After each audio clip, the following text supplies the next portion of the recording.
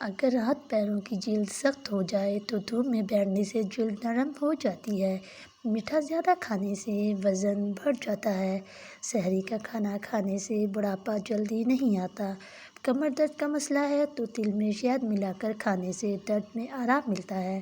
پیاز اور ٹماٹر محفوظ کرنے کے لیے اس پر چارہ یا بھوسا ڈال دیں۔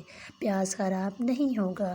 مچھروں کو بھگانے کے لیے ایک کپ میں تھوڑا پانی اور چند کافور کی گولیاں ڈال کر کمرے میں رکھیں، مچھر نہیں آئیں گے۔ ٹماٹر کو دھو کر خشک کریں اور انہیں ڈیپ فریزر میں ثابت محفوظ کر لیں۔ استعمال کرنے سے تھوڑی دیر پہلے نکال کر استعمال کریں۔ ہری مرچیں کاٹنے سے پہلے تیل یا گھی ہاتھوں پر اچھی طرح مل لیا جائے تو جلن نہیں ہوتی۔ ادرک کھانے والا بندہ کبھی بیماری کا منہ نہیں دیکھتا۔ جو آلو زیادہ کھائے اس کا وزن بھی زیادہ ہوتا ہے۔ سرخ شلجم کھانے والے میں خون کی کمی نہیں ہوتی۔ جو میٹھا زیادہ کھاتا ہے اس کی چربی جلد بڑھتی ہے۔ نمکین پانی پینے والے کا پیٹ کبھی خراب نہیں ہوتا۔ گنے کا رس پینے والے کا گلا کبھی خراب نہیں ہوتا۔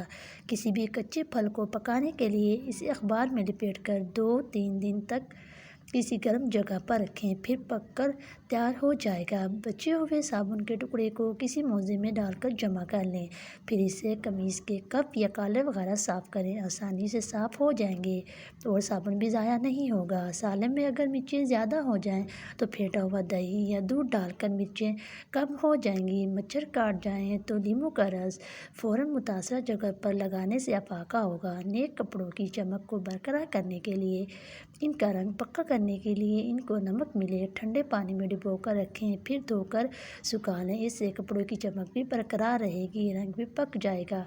آنکھوں کی بیماری میں مچھلی اور کھجور کا استعمال نہیں کرنا چاہیے۔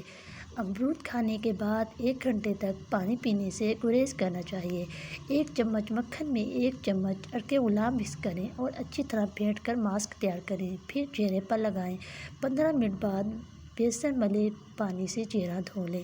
ایسا فیس ماسک ہے جو رنگت کو جلدی نکھارتا ہے۔ مزید ٹوٹکوں کے لیے میرے چینل کو سبسکرائب کریں۔